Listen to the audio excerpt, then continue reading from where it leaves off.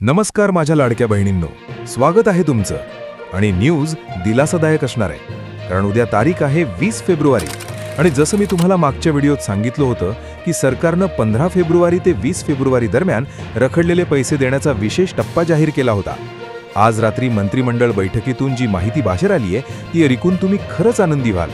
तुमचे रखडलेले 4,500 रुपये आणि नवीन हप्त्याचे 3,000 रुपये असे एकूण 7,500 रुपये कोणाला मिळणार आणि उद्या सकाळी तुम्हाला काय करायचंय हे आजच्या या 5 मिनिटांच्या व्हिडिओमध्ये मी सविस्तर सांगणार आहे. उद्या 20 फेब्रुवारीला नेमकी काय खुशखबर आहे? बहिणींनो, प्रशासकीय पातळीवर उद्यासाठी मोठी तयारी झाली आहे. ज्या बहिणींचे फॉर्म अप्रूव्ड आहेत पण तांत्रिक कारणांमुळे नोव्हेंबर, डिसेंबर किंवा जानेवारीचे पैसे रखडले होते, अशा बहिणींसाठी उद्याचा दिवस पेमेंट डे असणार आहे. मंत्रालयातील सूत्रांनी दिलेल्या माहितीनुसार डेटा फिल्टर करण्याचं काम पूर्ण झाले असून बँकांना निधी वितरित करण्याचे आदेश देण्यात आलेत. उद्या सकाळी 10 वाजल्यापासून बहिणींच्या मोबाईलवर मेसेजेस येण्यास सुरुवात होऊ शकते.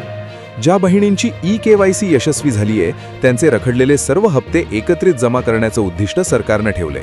कोणाच्या खात्यात 4,500 येतील आणि कोणाच्या 7,500. आता गणित नीट समजून घ्या, कारण अनेक बहिणी गोंधळात पडतात. 1.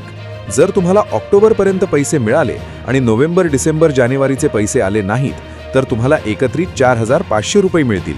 2.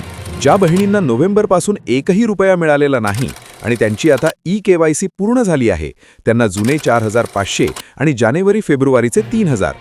3. ज्यांना फक्त जानेवारीचा हप्ता मिळालेला नाही त्यांच्या खात्यात उद्या 1,500 रुपये जमा होतील.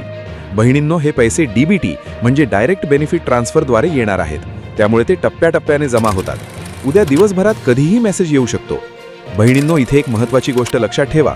जर उद्या 20 फेब्रुवारीला तुमच्या खात्यात पैसे आले नाहीत तर तुम्हाला ऑनलाईन पोर्टलवर जाऊन ई-KYC करावीच लागेल. पण ज्या बहिणींनी 31 डिसेंबरपूर्वी आपली ई-KYC यशस्वीरित्या पूर्ण केली आहे आणि ज्यांना आजवरचे सर्व पैसे मिळालेत, अशा बहिणींनी पुन्हा पोर्टलवर जाण्याची गरज नाही. हा नियम फक्त त्यांच्यासाठी आहे ज्यांचे पैसे रखडले आहेत किंवा ज्यांच्या अर्जात काही त्रुटी आहेत. सरकारनं आता नाव दुरुस्ती आणि आधार अपडेटसाठी नवीन पोर्टलवर खूप सोपे पर्याय दिलेत. उद्या पैसे आले नाहीत तर काय करायचे?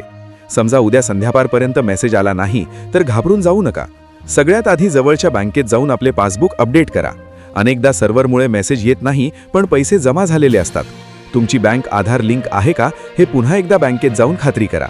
जर सर्व काही बरोबर असूनही पैसे आले नाहीत तर समजून घ्या की तुमच्या अर्जात तांत्रिक चूक आहे आणि तुम्हाला ऑनलाईन पोर्टलवर जाऊन अपडेट करावं लागेल.